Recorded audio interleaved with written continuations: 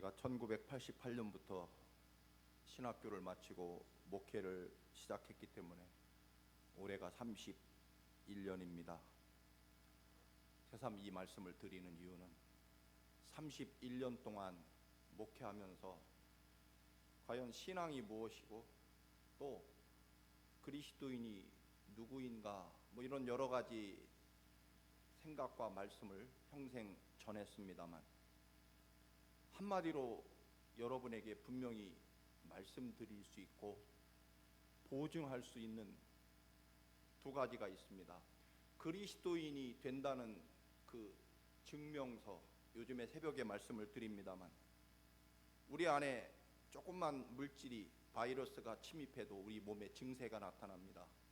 살아계신 하나님이 우리와 함께 하시고 하나님의 살아있는 말씀이 우리 삶을 이끌어가고, 또한 불과 같은 성령 하나님이 우리의 삶에 분명히 계시다면 우리 몸이, 우리 삶이 가만히 있을 수 없죠. 증세가 나타나게 되어 있습니다. 왜 안 그렇겠습니까? 살아계신 하나님의 말씀이 정말 내 인생에 들어왔다면 그 말씀에 따른 증세가 나타나게 되어 있죠.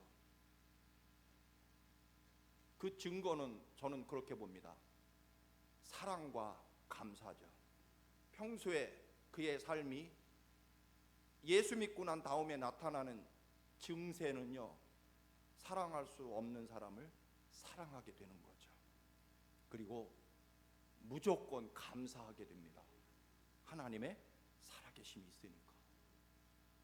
그런데 또 한 가지, 정말 하나님의 놀라운 생명과 축복을 얻게 하는 방법이 있습니다. 그것은요, 하나님의 성전에 나와 신령과 진정으로 예배하는 사람이 하나님의 역사와 능력을 소유하게 된다는 것. 제 평생에 다른 것은 몰라도요, 이것만큼은 여러분에게 정말로 분명하게 약속드리고 저도 보증할 수 있다라고 하는 것입니다. 누가 복을 받느냐? 예배를 신령과 진정으로 하나님 앞에 드리는 사람. 왜냐하면 하나님은 이 거룩한 예배를 통해서 축복을 주시기 때문에 그렇습니다. 물론 우리는 기도하고요, 평소에 사랑하고 감사하는 것을 통해서 복을 주시지만, 그러나 여러분, 이 거룩한 예배를 통해서 하나님이 예비하신 은혜와 축복을 내려주시는 장소와 또 형식이 있다는 거죠. 여러분, 훈장을 아무 때나 줍니까? 아니에요. 훈장을 주고 상을 주고 뭔가 그 보상을 받을 때는요, 분명한 형식과 또는 시간과 절차를 잘 만들어서 그때 전달식을 하는 거죠.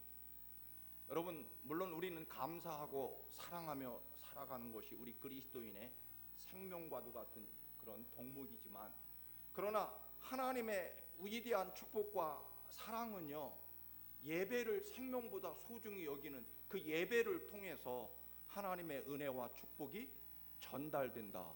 제가 쉽게 표현해서 하나님의 위대한 사랑과 축복은요, 예배라는 이 장소와 형식과 절차를 통해서 하나님의 은혜와 축복이 임하게 된다라고 하는 것입니다. 그래서 여러분, 복 받고 싶으시면 예배를 거룩하게 드려야 됩니다. 그 길밖에는 없다라고 하는 것입니다. 우리 교회 밤마다 12시만 되면 저 16번 버스 교회 앞에 저 정류장에서 내려서 우리 교회로 걸어와서 우리 교회 문과 그 앞에 있는 기둥을 붙잡고, 그 기둥 밑에 동전 쿼러도 놓고, 또 우체통에다가 옛날에는 1달러씩, 요즘에는 2달러, 어느 때는 20달러씩 우체통에 헌금을 하고 가는 사람이 있습니다. 처음에는 하나님이 아시면 되겠지. 그러나 인간이 또 이게 아담 하와의 근성이 있어서 결국 참지 못하고 CCTV를 돌려봤습니다. 여러분, 제가 충격을 많이 받았습니다. 그분이 한국 사람은 아니더라고요. 남자분인데 버스에 내리자마자 우리 교회를 향해서 직행하더니 우리 교회 문과 기둥을 붙잡고요, 한참이나 문과 기둥을 쓰다듬으면서 기도를 합니다. 그리고 그 기둥 앞에 동전도 놓기도 하고, 그리고 그래서 지난주에는 거의 50달러, 이번 주에는 25달러가 그 우편함에 들어 있습니다. 근데 제가 그 CCTV를 보면서 그분이 어떤 생활의 형편이 있는지 사실 알 길은 없지만 아마도 예배를 드릴 수 없는 형편이라서 타민족, 우리 교회가 타민족이죠. 그분 얼굴을 보면 알 수 없는 타민족, 다만 자기가 내리는 버스 정류장에 있는 하나님의 교회에 가서 문을 붙잡고 기둥을 붙잡고 그 기둥 앞에 간절히 기도하면서 헌금을 놓고 가는 그 모습을 보면서, 여러분, 우리는 이렇게 시간이 되면 하나님 앞에 나와 이렇게 편히 의자에 앉아서 예배를 드립니다만 그 사람의 그 간절함, 너무 마음도 아팠고요. 또 우리는 하나님 앞에 나와 이렇게 예배를 드린다라고 하는 것이 과연 얼마만큼 감사한 일이고 우리에게 위대한 축복인지를 정말 알고 있는가? 새삼 우리 교우 여러분들이 보내주셨던 성지순례 때 터키의 이스탄불에 간 적이 있습니다. 여러분, 이스탄불이라는 도시는요, 여러분이 세계사에서 배우셨겠지만 원래 중세 유럽 기독교에서 제일 중요한 도시가 로마와 이 이스탄불, 옛날 이름은 콘스탄티노플입니다. 이 콘스탄티노플이라는 도시, 거기에 소피아 성당이라고 하는 정말 세계 역사의 아름다운 성당이 거기에 있죠. 그런데 어느 날 어쨌든 역사가 바뀌어서 그곳은 이제 모슬렘이 지배하고 그 소피아 성당은요, 그 아름다웠던 성전은 하얀 모슬림들이 석회석으로 성당 내부를 다 칠해버리고, 그리고 이제 지금은 워낙 관광객들이 많이 모이니까 그 소피아 성당을 다시 이렇게 복원, 이게 소피아 성당인데 모슬렘 성전으로 저렇게 개조를 했죠. 세계 기독교 역사에 정말 위대한 성당입니다. 뭐 내부는 어마어마하고 이렇게 하얀 석회석으로 예수님 그림을 다 지웠다가 요즘에는 기독교인들이 워낙 많이 오니까 저렇게 벗겨내고 성화를 회복하는 중에 있었습니다. 하나님의 능력과 역사를 잃어버리면 어떤 비극과 불행한 일이 있는지를 보여주는 상징적인 모습일 것입니다. 예수님이 저렇게 석회석으로 칠해져 있습니다. 그런데 제가 더 충격을 받은 것은 이 소피아 성당하고 아주 흡사하게 그 건너편에 훨씬 더 어마어마하게 크게 블루 모스크라고 하는 모슬렘 모슬렘 성전을 저렇게 지었습니다. 아마 세계에서 모슬렘 회교 성당으로는 뭐 정말 첫 번째, 두 번째 가는 어마어마한 블루 모스크라고 이름이 붙여진 성당을, 모슬렘 성전을 저렇게 지어놨습니다. 참 아름답고 뭐 정말 입이 벌어질 다물지 못할 만큼의 화려한 모슬렘 성전을, 소피아 성당을 본따서 만들었습니다. 제가 말씀드리고자 하는 것은요, 이 블루 모스크에 들어가려면요, 어떤 사람도 신발을 다 벗고 맨발로 가야 됩니다. 그 안에를 들어가야 되고요. 그리고 또 하나는 이 입구에 거대한 문이 있지만 입구에 쇠줄을 이렇게 늘어뜨려 놨습니다.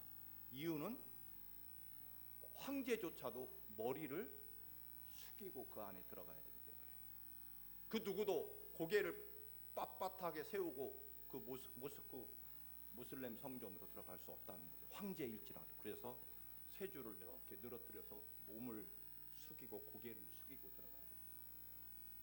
그리고요, 여러분도 아시겠지만 하체를 보이면 안 됩니다. 이 모슬림이나 옛날 구약 기독교나 사실은 비슷합니다. 근원은 같죠. 그래서 하체를 드러내지 않기 때문에 반바지를 입거나 혹은 여성들이 치마 스커트를 입으면 반드시 긴 천을 빌려주면서 하체를 가리고 모스크 안에 들어가야 됩니다. 전 목사지만 평생 하나님의 성전에 들어갈 때 고개를 숙이고 성전에 들어갑니다. 하나님의 성전에 들어갈 때 신발을 벗고 맨발로 들어가 본 적은, 물론 어린 시절에 시골 교회는 다 마룻바닥이니까 맨발로 들어가긴 했지만, 그러나 그 이후에 정말 하나님의 거룩한 성소가 두렵고 떨려서 신발을 벗고 맨발로 하나님의 성전에 들어갈 생각을 하거나, 사실은 한국은 다 이 강단에 올라올 때 신발을 벗고 실내화를 신고 올라오게 되어 있지만, 처음에 미국에 와서 정말 힘들고 견디기 어려웠던 점 하나가 신발을 신고 강단에 올라온다는 것이 아주 습관이 안 돼서 어려운 몇 년 동안 이게 심적으로 부담이 됐었습니다만, 어쨌든 그게 아니고 맨발로 하나님의 성전에 들어가려고 그런 두려움과 거룩함을 가진 적이 있나? 그런 목사였나? 내가 하나님의 성전에 들어갈 때 겸손히 머리를 숙이기 위해서 허리를 굽히고 하나님의 성전에 들어간 적이 있나? 목사인데도 말이죠. 오히려 생전 처음 남의 종교 모슬렘 성소에 들어가면서 머리를 숙여야 됐고, 신발을 벗고 맨발로 모스크 성소를 물론 구경하러 들어갔지만, 그런데 소피아 성당은요 이미 관광지가 됐기 때문에 신발을 신든 반바지를 입든 치마를 입든 신경 안 쓰게 그렇게 돼 있더라고요. 여러분,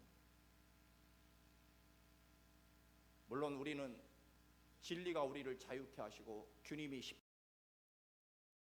십자가에서 모든 닫힌 율법의 문을 열어놓으셨기 때문에 우리는 하나님 앞에 자유합니다. 그러나 이 자유함이라고 하는 것이 하나님 앞에 아무렇게나 예배하고 하나님 앞에 아무렇게나 서도 된다는 이야기는 절대로 아닌 거죠. 여러분, 우리가 상을 받거나 훈장을 받을 때 그 격식과 거룩함, 여러분 다 보시잖아요. 심지어는 군인들이 줄을 서서 하다못해 훈장, 정말 좋은 훈장, 죽은 사람한테는 예포도 쏘고 말이죠. 그 태극기를 접어서 그 의식은 정말 그 세상 훈장 하나 받는데도 그렇습니다. 물론 우리는 엄격하게 그렇게 예배하자는 의미가 아니라 어떤 형식으로 예배하든지 간에 우리의 생명과 피가 담긴 그런 예배, 정말 오히려 다른 그때 얼마나 정말 반성하고 새삼 오늘 예배를 준비하면서 그때 생각이 다시 떠올랐습니다. 나는 정말 하나님 앞에 나갈 때 내 모든 신던 신발을 벗고 모스크 성전에 들어갈 때 맨발로 들어간 그런 마음이었나? 하나님의 거룩한 성전에 예배하러 들어갈 때 나는 정말 몸을 숙이고 그렇게 들어간 적이 있나? 목사가 말이죠, 하나님 앞에 하체를 보이면 안 된다고 천으로 하체를 가리거나 반바지를 입지 못하고 들어간 적이 있나? 말씀드린 형식을 말하는 게 아니라 그런 두려움과 떨림이 있었나? 그렇게 예배해서 하나님의 그 거룩한 은혜와 복을 받기에 합당한 예배를 드렸나라고 하는 그런 말씀 말입니다. 그리스도인은 예배가 전부일 수 있습니다. 근데 이게 듣기에 따라서는요, 많은 신앙인들이 신앙생활이 주일날 한 번 예배 드리는 것이 신앙생활의 전부라는 말도 되면 이것이 심각한 거죠. 우선 예배학에서요, 예배를 드린다는 말은 물론 틀린 말은 아니지만 정확한 용어는 아닙니다. 예배는요, 예배라는 단어는 우리말로는 예절과 형식을 갖추어서 절한다는 뜻이죠. 그러니까 하나님 앞에 형식과 절차를 가지고 거룩하게 하나님 앞에 엎드려 절한다는 뜻이 우리말의 예배입니다. 그렇다면 예배는 드리는 것보다는 예배학 용어로는 예배하는 게 맞습니다. 이 말은요, 내가 좋은 설교를 앉아서 듣고 좋은 찬양을 듣고 부르면 감동을 받아서 오늘 참 예배를 잘 드렸다. 이게 심각한 문제를 가지고 있다는 거죠. 여러분, 우리는 축구를 TV를 보거나 혹은 경기장에 가서 이렇게 보는 것을 관람한다고 그러죠. 자, 참 오늘 축구 경기 잘했다. 그러나 여러분, 내가 잘하든 못하든 축구 공을 가지고 운동장에 나가서 공을 찰 때는 우리는 축구를 한다라고 말하죠. 축구한다. 마찬가지로 우리가 예배라고 하는 것은 물론 드린다는 표현을 하지만 아주 틀린 말이 있죠. 예배 본다. 예배 봅시다. 이것은 완전히 틀린 말이죠. 이 말씀은요, 예배한다는 의미 속에는 내가 하나님 앞에 신령과 진정으로 하나님 앞에 경배하며 엎드려 절한다는 의미를 가지고 있습니다.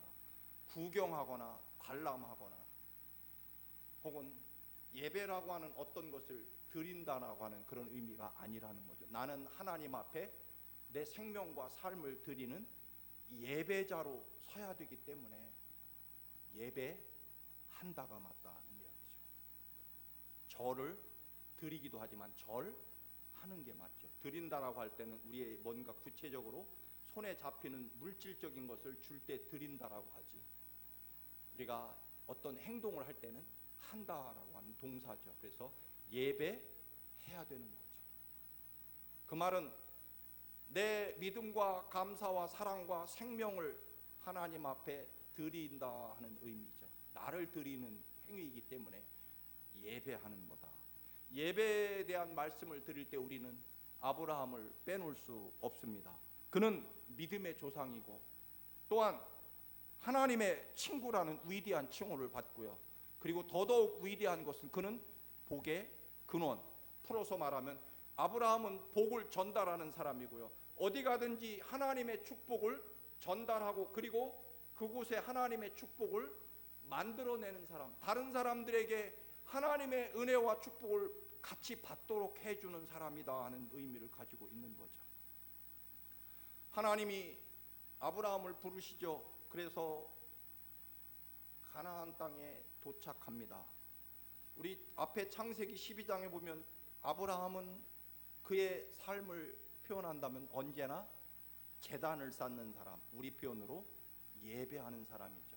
하나님이 지시할 땅에 가서 그는 창세기 12장 7절과 8절에 보면, 우리 같이 읽으실까요? 여호와께서 아브라함에게 나타나 이르시되 내가 이 땅을 네 자손에게 주리라 하신지라. 자기에게 나타나신 여호와께 그가 그곳에서 제단을 쌓고, 8절, 거기서 베델 동쪽 산으로 옮겨 장막을 치니 서쪽은 베델이요 동쪽은 아이라. 그가 그곳에서 여호와께 제단을 쌓고 여호와의 이름을 부르니라. 여러분, 그런데 아브라함이요, 하나님이 정하신 가나안 땅에 도착했지만 마침 흉년이 들고 먹을 것이 없게 되죠. 그래서 그는 먹을 것을 찾아 점점 남쪽으로 가다가 결국은 먹을 것이 풍부하고 살기 좋은 이집트로 아예 이민을 가버립니다. 하나님이 주신 약속의 땅을 벗어나게 되죠. 거기서 우리가 아는 대로 사라 부인이 너무 이쁘니까 사람들이 아브라함을 죽이고 사라를 빼앗아 갈까봐 우리 누가 물어보면 오빠 동생이라고 해라. 결국 부인 사라가 이집트 황제의 부인으로 빼앗길 뻔했을 때 하나님이 사라를 보호하셔서 구해내 주시고 아브라함은 결국 다시 가나안 땅으로 돌아오게 되죠. 여러분, 아브라함이 가나안 땅에 도착했을 때는 예배 제단을 계속 쌓았는데 남쪽으로 먹을 것을 찾아 옮겨갈 때는 먹고 사는 것이 급했기 때문에 예배했다는 기록은 없습니다. 더군다나 이집트에서 예배했다는 말은 더더욱 있을 수 없을 것입니다. 먹고 사는 것이 급했기 때문일 것입니다. 그런데 여러분, 하나님께 예배하는 것을 잃어버린 사람은 자연히 인간적인 수단을 동원하게 돼 있죠. 그렇지 않겠습니까? 하나님을 의지해서 살아가던 것을 버리게 되면 결국은 사람을 의지해서 살아갈 수밖에 없고요. 그러면 사람을 의식하고 두려워하고 그리고 인간적인 수단과 방법을 동원하는 거죠. 우리 남편과 아내가 아니라 사람들이 물어보면 나 오빠라고 해라. 이런 인간적인 편법과 거짓을 동원하게 되죠. 그래도 하나님이 그를 보호하셔서 사라를 보호해 주십니다.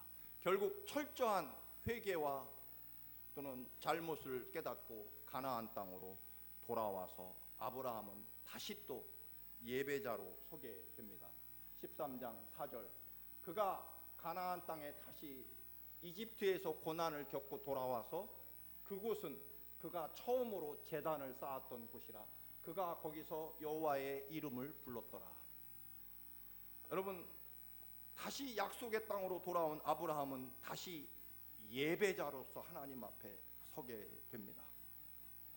그가 처음 가나안 땅에 와서 제단을 쌓았던 그곳으로 돌아와 다시 하나님 앞에 예배했다는 것입니다.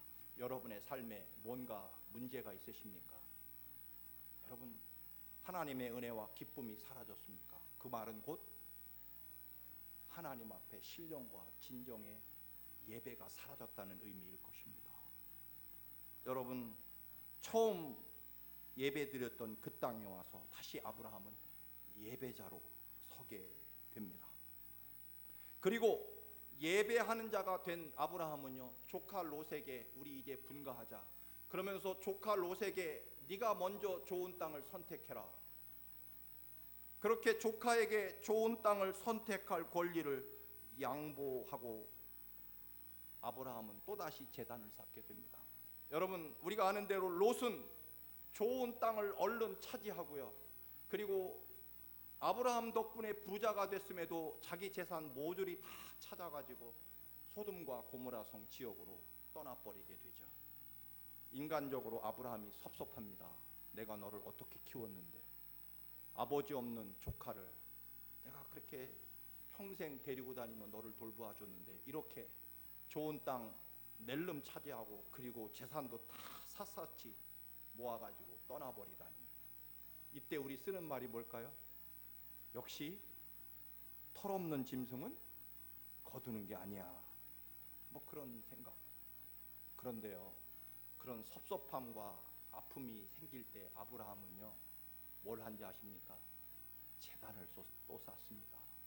하나님 앞에 예배했다는 것입니다. 여러분, 섭섭하고요, 서운하고 억울하고 원통할 때 사람 붙잡고 그럴 필요 없습니다. 그래봐야 상황만 점점 나빠지고 오히려 남은 축복마저 상실합니다. 하나님의 백성은요, 아프고 힘들 때요 하나님 앞에 나가 제단을 쌓는 사람이 하나님의 사람입니다. 그게 복받는 사람이고요. 아브라함은요 조카 롯에게 예배하면서 좋은 땅을 양보하고요, 또 막상 좋은 땅을 차지하고 떠나버린 조카 롯에 대한 인간적인 서운함, 아쉬움 때문에 또 아브라함은 제단을 또 쌓게 되는 거죠. 여러분, 하나님께서 떠난 아브라함에게 제단을 쌓는 예배하는 아브라함에게 복을 내려주십니다. 13장 14절입니다. 13장 14절.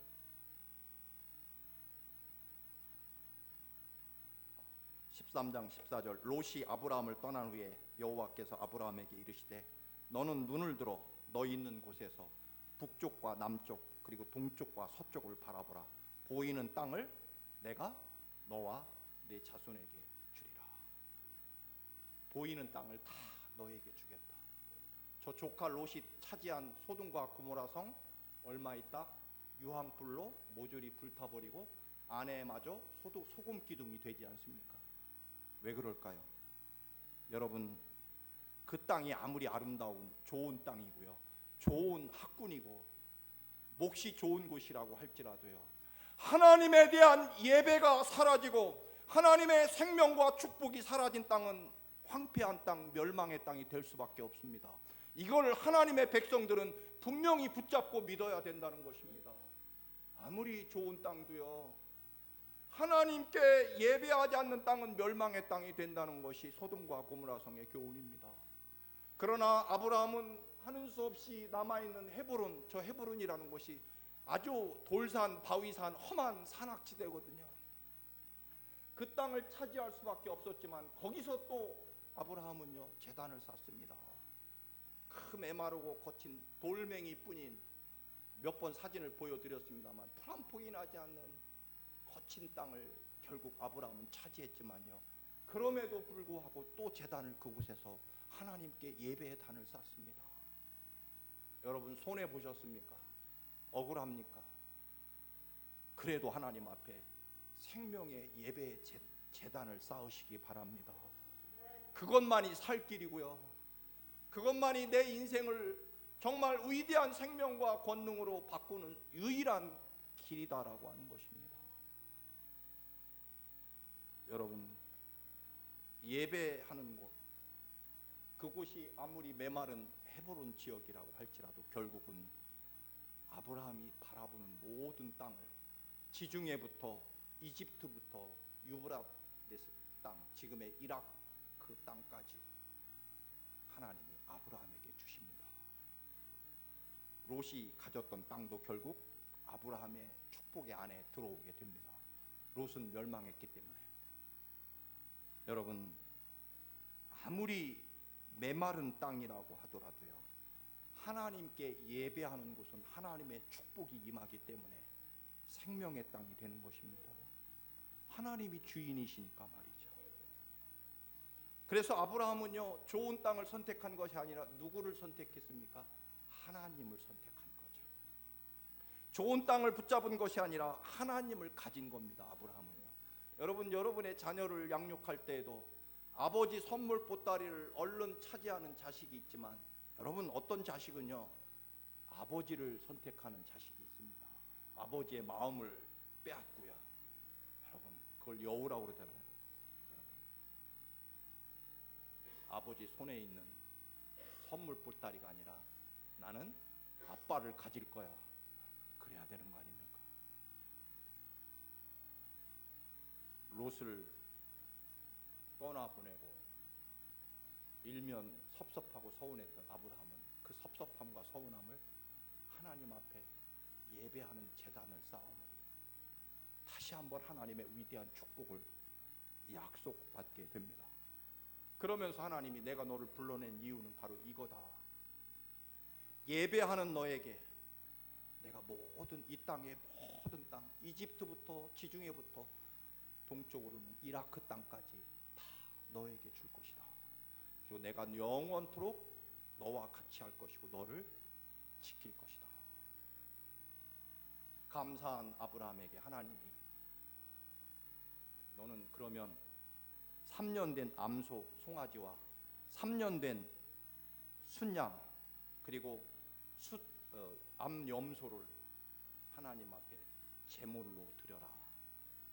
그리고 집비둘기, 산비둘기 한 마리씩. 그게 오늘 본문입니다. 그런데 아브라함은 이 암송아지, 암소를 반으로 쪼개서 갈라서 하나님 앞에 번제단 위에 올려놓고, 또 염소도 양도 다 반씩 배를 갈라서 하나님 앞에 번제를 드릴 때는 배를 가르고 그것을 각을 떠서 하나님 앞에 불살라서 번제로 드리는 거죠. 그런데 오늘 성경에 자세히 보면 뭔 안 자릅니까? 비둘기, 집비둘기, 산비둘기는 쪼개지 않습니다. 뭐 왜 쪼개지 않았는지 알 길은 없지만, 그러나 아마 분명히 아이고 너무 작아서 이걸 뭘 잘라, 뭐 그럴 수 있겠고요. 또 작은 비둘기 그거 반으로 자르려고 하니까 이게 귀찮거든요. 그래서 에이 뭐 이 작은 것쯤은 그냥 자르고 말고 할 거 없으니까, 쪼개고 말고 할 거 없으니까 그냥 하나님께 통째로 드리자. 그런데요, 밤이 되도록 하나님의 응답이 없습니다. 어쨌든 여러분, 하나님 구약에서 제사를 드리기 위해서는 반드시 제물을 번제단 위에 올려놓을 때요, 두 가지가 필요합니다.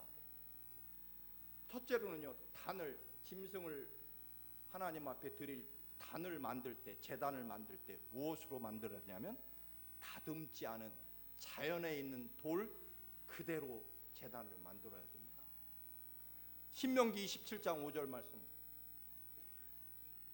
또 거기서 네 하나님 여호와를 위하여 제단 곧 돌단을 쌓되 그것에 쇠 연장을 대지 말지라. 너는 다듬지 않은 돌로 내 하나님 여호와의 제단을 쌓고 그 위에 내 하나님 여호와께 번제를 드릴 것이며, 또 여호수아서 8장 31절 하나님의 명령입니다. 이는 여호와의 종 모세가 이스라엘 자손에게 명령한 것과 모세의 율법책에 기록된 대로 쇠 연장으로 다듬지 말고, 돌을 다듬지 말고 새 돌로 만든 제단이라 무리가 여호와께 번제물과 화목제를 그 위에 드렸으며. 여러분, 번제단을 만들 때, 물론 솔로몬이 성전을 지을 때는 돌을 다듬어서 성전을 지었고, 그리고 번제단을 쇠로 만들었기 때문에 이거하고 좀 다르겠습니다만, 성전을 짓기 전에는요, 돌을 주워다가 절대로 다듬으면 안 돼, 가공하면 안 됩니다. 있는 그대로 제단을 쌓아서 그 위에 제물을 드리라는 겁니다. 그게 하나님의 명령이었습니다. 여러분, 다듬지 않은 제단이라는 것은요, 결국 있는 그 모습, 내 모습 그대로, 이게 예배의 첫 번째 원리라는 것입니다.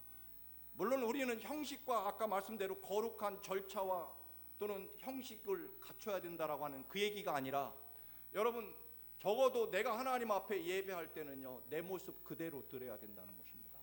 꾸미지 말고요, 세상 지위와 지식과 경험 이런 것들로 나를 포장하지 말고요, 하나님 앞에 내 진실한 모습. 여러분, 넘어지셨습니까? 깨진 모습 그대로.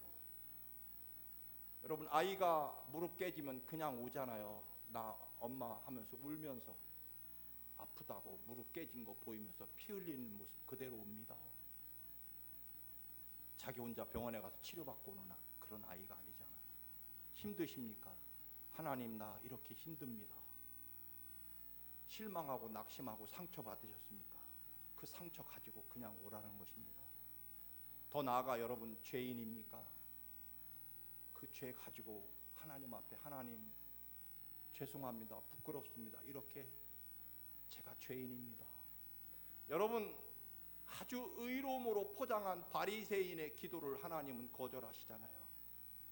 감히 하나님 앞에 눈을 들지 못하고 저 뒷자리에서 하나님 앞에 눈물로, 하나님, 나 같은 죄인, 이 세리, 감히 얼굴 들을 자격도 없어서, 앞으로 나올 자격도 없어서 저 뒤에 앉은 세리와, 그리고 하나님, 저 창녀 마리아입니다. 그 모습, 그곳으로 하나님 앞에 갚을 길 없고 감당할 길 없는 그 은혜를 제대로 감당하지 못한 그 모습으로 나와야 하나님의 긍휼하심과 그리고 십자가 그 보혈의 은총을 소유하게 된다라고 하는 것입니다. 여러분, 하나님 앞에 여러분의 진실된 모습으로 하나님 앞에 내어놓으시기를 주님의 이름으로 축원합니다. 꾸미지 마십시오. 사람에게 보이려고 위선과 거짓과 교만 버리셔야 됩니다. 두 번째로, 오늘 본문에 읽은 대로요, 쪼개져야 됩니다. 아브라함은 번제로 드리기 위해 큰 소와 또 염소와 양은 반으로 쪼갰습니다. 그런데 비둘기와 집비둘기, 산비둘기는 뽀개지 않고 그냥 하나님 앞에 드리게 됩니다. 아마 너무 작은 거라 안 쪼개도 되겠거니, 혹은 쪼개기에 불편했기 때문인지 모릅니다. 그러나 여러분, 아무리 작은 새라도 하나님 앞에 쪼개져야 됩니다. 크든 작든의 문제가 아닙니다. 비싸고 싸구려의 문제가 아닙니다.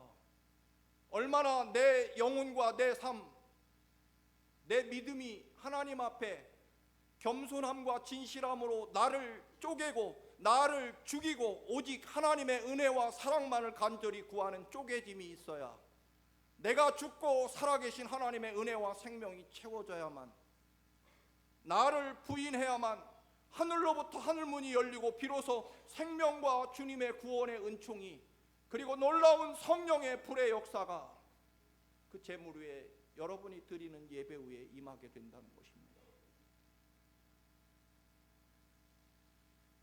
아브라함의 예배는 일면 실패했습니다.